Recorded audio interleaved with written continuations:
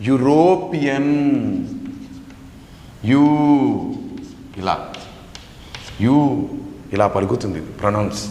కాబట్టి మనం ఏం చేయాలంటే యూరోపియన్ కాబట్టి ఇక్కడ ఏం చేయాలి చూడండి ఒకసారి. యు తెలుగులో చూద్దాం ఒకసారి. దీన్ని ఏమంటారండి? అచ్చా అల్లా. అల్లా ఉందా? అది లేదు కదా.